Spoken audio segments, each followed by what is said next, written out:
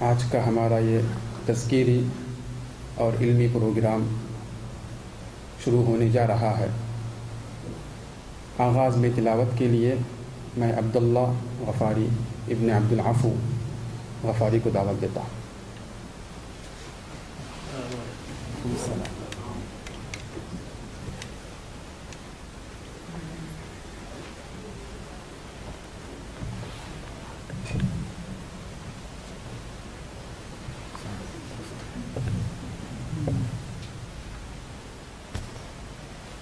أعوذ بالله من الشيطان الرجيم. بسم الله الرحمن الرحيم. ما كان محمد أبا أحد من رجالكم ولكن رسول الله وخاتم النبيين وكان الله بكل شيء عليما. يا أيها الذين آمنوا اذكروا الله ذكرا كثيرا وسبحوه بكرة وأصيلا. هو الذي يصلي عليكم وملائكته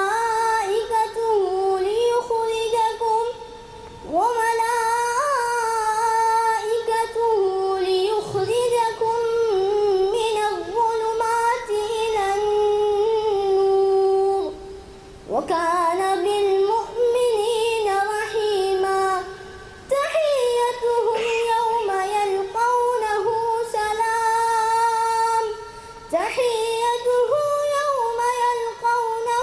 سلام. وأعد لهم أجرا كريما. يا أيها النبي إنا أرسلناك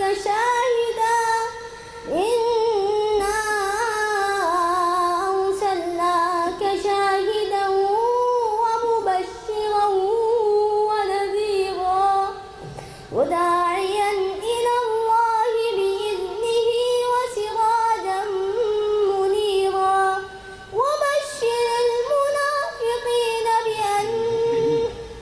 وبشر المؤمنين بأن لهم من الله فضلا كبيرا. ولا تطع الكافرين والمنافقين ودع أذاهم وتوكل على الله وكفى بالله وكيلا. صدق الله العظيم.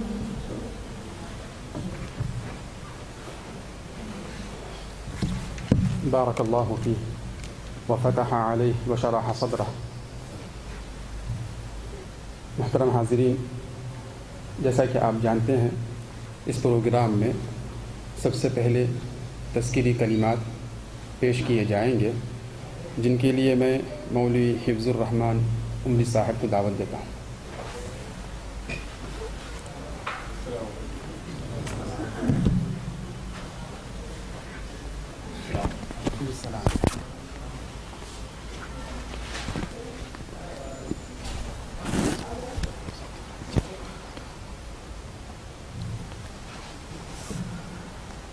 बिस्मिल्लाहिर्रहमानिर्रहीम। अल्हम्दुलिल्लाहि वकफ़ा वसलामुन अला इबादिहि अल्लज़ीना इस्तफ़ा अम्मा बअद। अऊज़ु बिल्लाहि मिनश्शैतानिर्रजीम।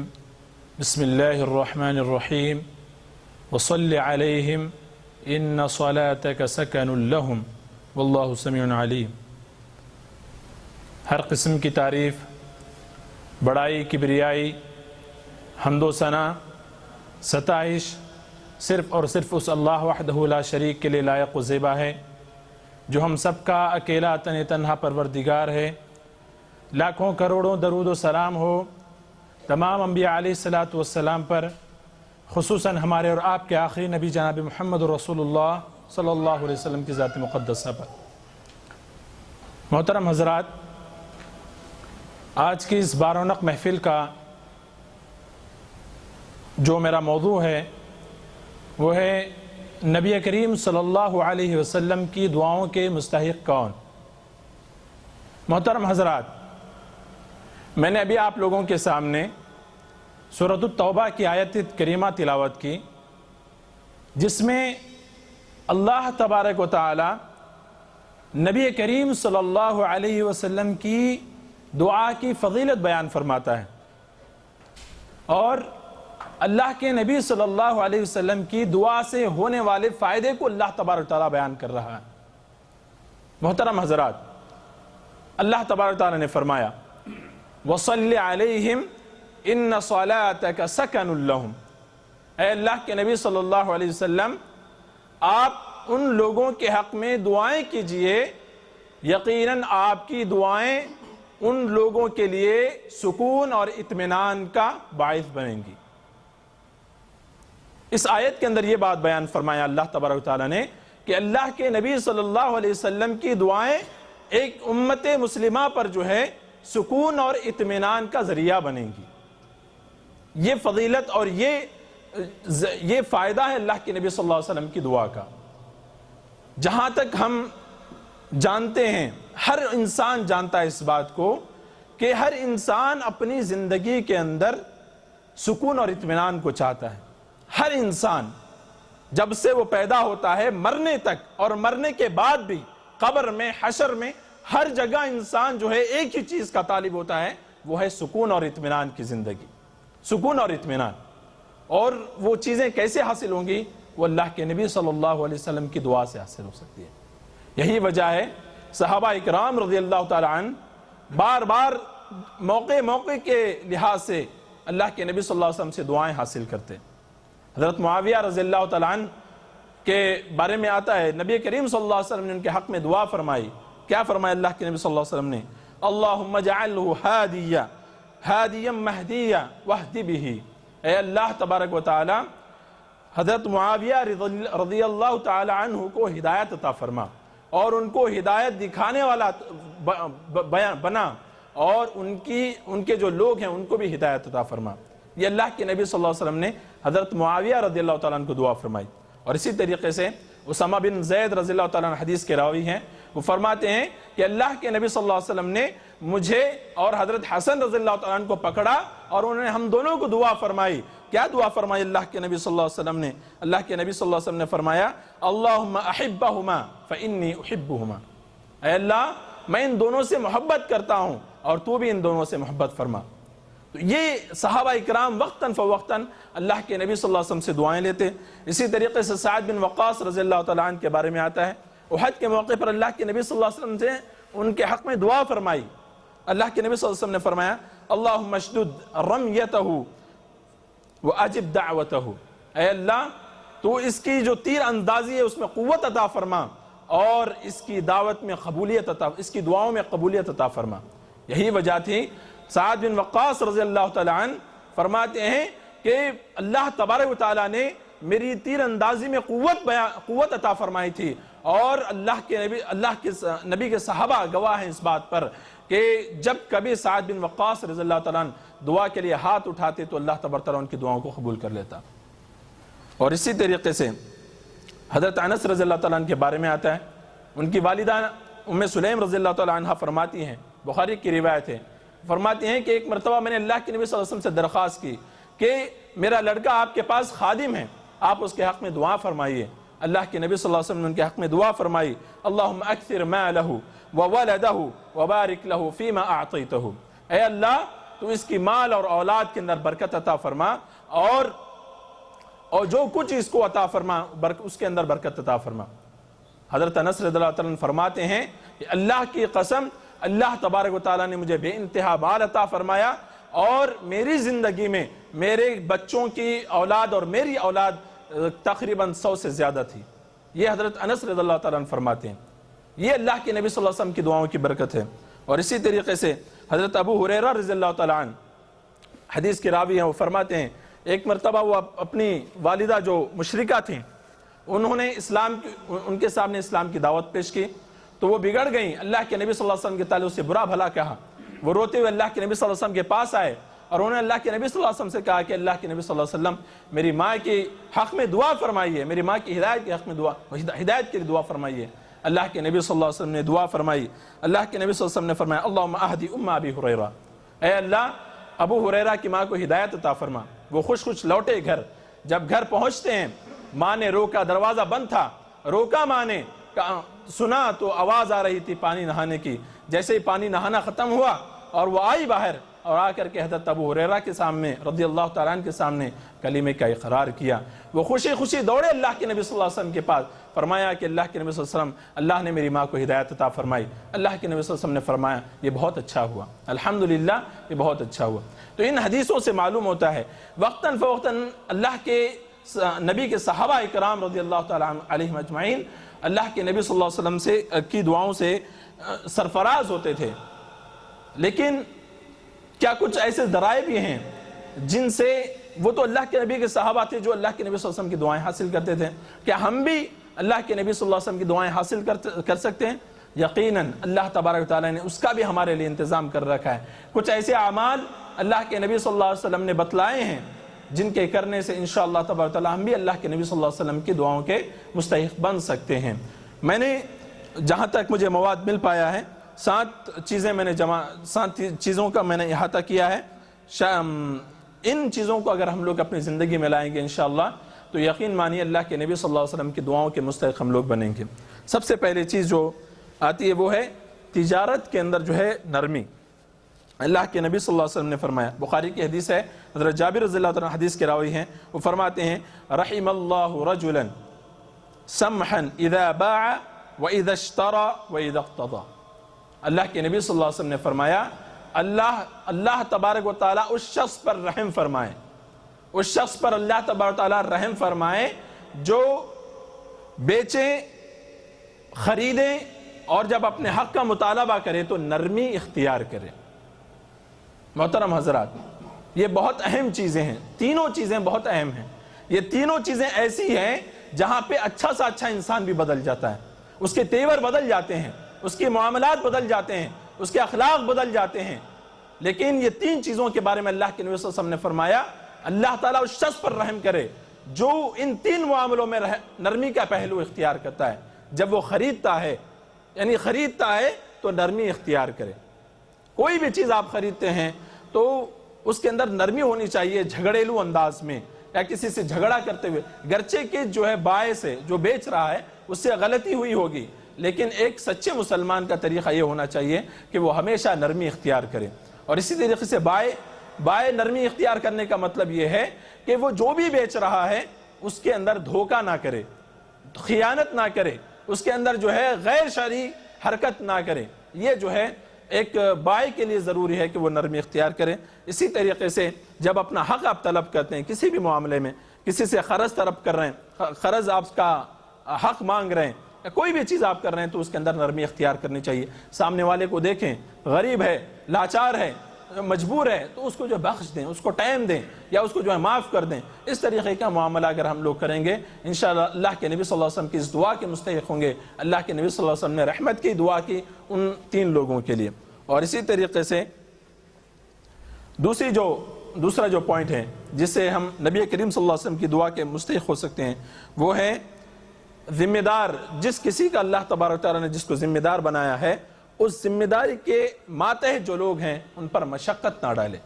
جیسا کہ حضرت عائشہ کی روایت ہے، بخاری کی روایت، حضرت عائشہ رضی اللہ عنہ فرماتی ہیں اللہ کے نبی صلی اللہ علیہ وسلم نے فرمایا اللہم من ولی من امر امتی شیئا فشق علیہم فاشفق علیہ۔ حضرت عائشہ فرماتے ہیں اللہ کے نبی نے فرمایا کہ اے اللہ کے نبی صلی اللہ علیہ وسلم نے دعا فرمائی اللہ تبارک تعالیٰ سے کہ اے اللہ میری امت میں کسی پر بھی میری امت کی ذمہ داری دی جائے اور وہ اس ذمہ داری میں لوگوں کو مشقت میں ڈالے تو اللہ تعالیٰ تو بھی اس کو مشقت میں ڈال۔ اور اسی طریقے سے اللہ کے نبی نے آگے فرمایا وَمَنْ وَلِيَ مِنْ أَمْرِ أُمَّتِي شَيْئًا فَرَفَقَ بِهِمْ فَارْفُقْ بِهِ، کہ جس کسی کو تو ولی بنائے، امیر بنائے یا ذمہ دار بنائے میری امت کے معاملات میں تو اگر وہ نرمی اختیار کرے تو بھی اس پر جو ہے نرمی فرما، تو بھی ان پر رحم فرما۔ تو اس حدیث کو سمجھنے کی ضرورت ہے۔ سب سے اہم چیز یہ ہے کہ ذمہ داری کس چیز کو کہتے ہیں؟ کسی جماعت کا ذمہ دار بنا دیا جائے وہی ذمہ دار ہے، یا پھر ذمہ داری کے نیچے کون کون آتے ہیں؟ ذمہ داری کے نیچے ماں باپ بھی آتے ہیں۔ ماں باپ یہ جو اپنے اولاد کے ولی ہیں، اللہ تبارک و تعالیٰ نے ان کو ان کا ذمہ دار بنایا ہے، اور مشقت میں ڈالنے کا مطلب یہ ہے، اولاد کو جب انسان مشقت میں ڈالنے کا مطلب یہ نہیں ہے کہ آپ جو ہے مار رہے ہیں، ڈانٹ رہے ہیں، تربیت کے لیے ان کو ڈانٹ رہے ہیں، تو یہ مشقت میں ڈالنے کا مطلب اس کا یہ نہیں ہے۔ مشقت میں ڈالنے کا مطلب یہ ہے اگر آپ اپنی اولاد کی تربیت صحیح طریقے سے نہیں کر رہے ہیں، گویا آپ اپنی اولاد کو مشقت میں ڈال رہے ہیں۔ اگر آپ اپنی اولاد کی صحیح معنوں میں تربیت نہیں کر رہے ہیں، صحیح معنوں میں ان کا صحیح راستے پر ان کو نہیں لے کے جا رہے ہیں، تو تب آ کر آپ اپنی اولاد کو مشقت کے اندر ڈال رہے ہیں۔ اور اس جو اللہ کے نبی صلی اللہ علیہ وسلم نے جو دعا کی اللہ تبارک تعالیٰ سے، اس دعا کے مستحق ہو رہے ہیں کہ اللہ تعالیٰ تو بھی ان کو مشقت میں ڈال۔ اللہ کے نبی صلی اللہ علیہ وسلم دعا فرما رہے ہیں۔ تو ماں باپ یہ جو اولاد کے ذمہ دار ہیں، اور ماں باپ کو چاہیے کہ وہ اولاد کی صحیح معنوں میں تربیت کریں۔ اگر آپ ذرہ برابر بھی کمی کر رہے ہیں تربیت کے اندر اولاد کے سلسلے میں، تو یقین مانیے آپ اپنی اولاد کو مشقت کے اندر ڈال رہے ہیں۔ اور اسی طریقے سے ہم ائمہ مساجد ہیں، ہم بھی جو ہے یعنی کہ جو ہمارے ماتحت مصلی ہیں وہ ہمارے نیچے کے لوگ ہیں، ہم بھی ان کو جو ہے مشقت میں ڈالنے کا مطلب یہ ہے کہ بہت سارے لوگ جو ہے لمبی لمبی نمازیں پڑھاتے ہیں، یا خطبہ ہیں جو بہت لمبے لمبے خطبے بیان کرتے ہیں، جس کی وجہ سے جو ہے جو عوام الناس ہیں، خاص کر یہاں پر دیکھا جاتا ہے کہ لوگ جو ہے باہر دھوپ میں کھڑے ہوئے ہیں اور خطیب صاحب جو ہے لمبا خطبہ جو ہے ایک دم لمبا کر رہے ہیں، تو اس سے کتنی تکلیف جو ہے لوگوں کو ہوتی ہے۔ کئی لوگ اس میں تو کمزور ہوتے ہیں، بزرگ حضرات ہوتے ہیں، تو یہی وجہ ہے۔ دیکھیے اللہ کے نبی صلی اللہ علیہ وسلم نے فرمایا جس کسی پر بھی اس کو والی بنایا جائے اس میں مشقت میں نہ ڈالے لوگوں کو۔ یہ امام جو حضرات ہیں، جو خطیب حضرات ہیں، ان کو چاہیے کہ اس میں بھی جو ہے نرمی اختیار کریں۔ اور اسی طریقے سے بہت ساری چیزیں ہیں اگر اس کے نیچے بیان کی جائیں۔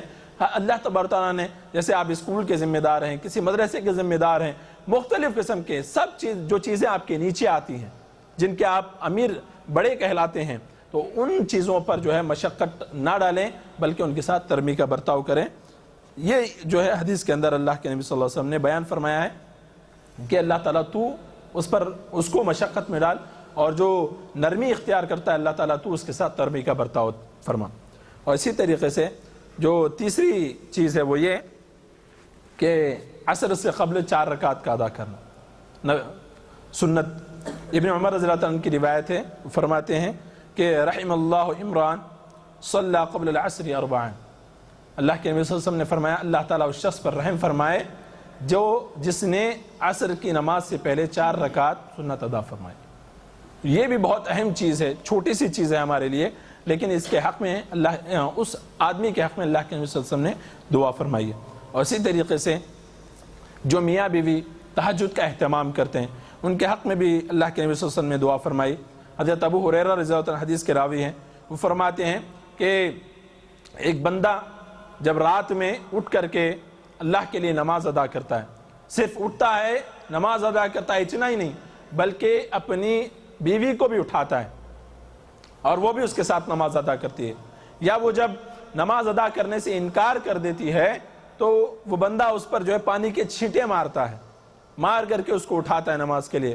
یا پھر کوئی عورت نماز کے لیے رات میں اٹھتی ہے، اپنے شوہر کو اٹھاتی ہے، جب وہ نہیں اٹھتا ہے اس پر چھینٹے مارتی ہے۔ اللہ کے نبی صلی اللہ علیہ وسلم نے ان دونوں کے حق میں جو ہے دعا فرمائی ہے، ان دونوں کے حق میں اللہ کے نبی صلی اللہ علیہ وسلم نے فرمایا کہ ان پر اللہ تبارک تعالیٰ رحم فرمائے۔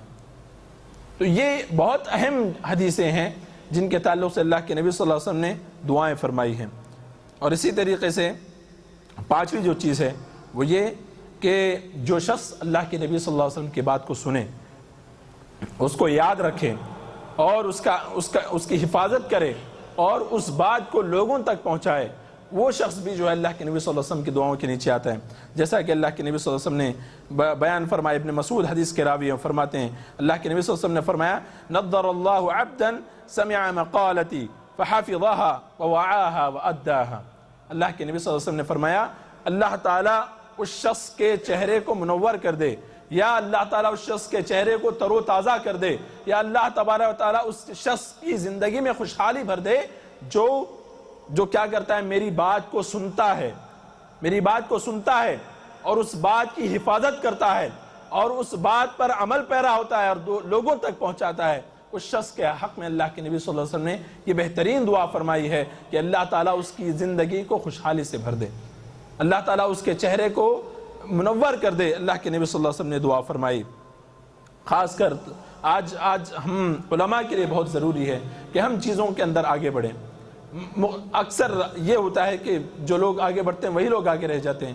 میں ہر اس بھائی سے درخواست کروں گا جو الحمدللہ کچھ نہ کچھ جو ہے طاقت رکھتا ہے، وہ جائے لوگوں کے اندر جو ہے ان ساری چیزوں کو پہنچائے، اللہ کے نبی صلی اللہ علیہ وسلم کی تعلیمات کو، یا نہیں پہنچا سکتا کم از کم قلم کے ذریعے سے بھی جو ہے انسان اپنی جذبات کو سامنے رکھ سکتا ہے۔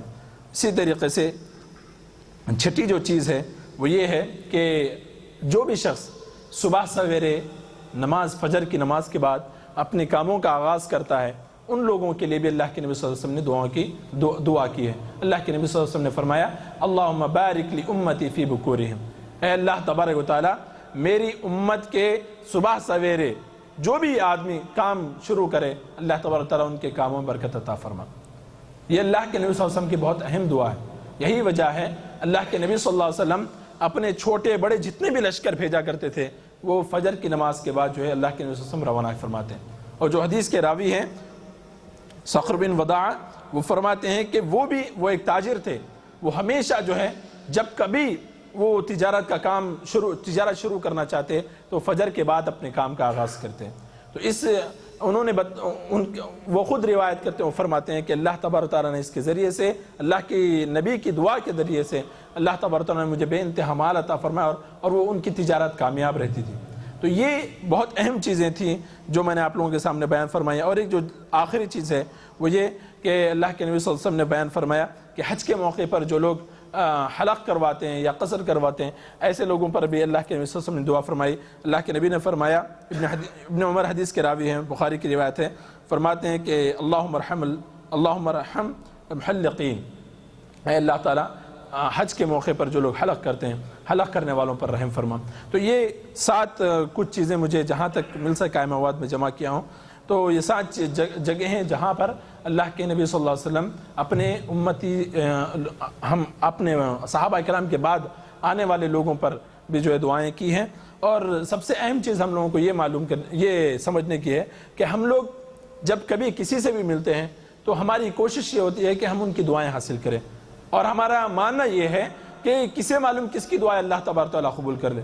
جس سے بھی ملتے ہیں ہم لوگ کوشش یہ کرتے ہیں بھائی دعا میں یاد رکھیے، بھائی اللہ دعا کیجئے ہمارے لیے، ہم یہ پریشانی میں فلاں ہم لوگ دعائیں کرتے ہیں یا دعاؤں کی درخواست کرتے ہیں، اور ہم یہ بھول جاتے ہیں کہ جن کی دعائیں قبول ہوتی یا نہیں ہوتی نہیں معلوم ہے، ان سے دعاؤں کی درخواست کر رہے ہیں، لیکن جن کی دعائیں اللہ تبارک تعالیٰ نے وعدہ کیا قبول کرنے کا، ان کی طرف ہم لوگ رجوع نہیں کرتے، ان اعمال کی طرف رجوع نہیں کرتے۔ اللہ کے نبی صلی اللہ علیہ وسلم کی دعائیں یقیناً انشاءاللہ اللہ تبارک تعالیٰ قبول کرتا ہے۔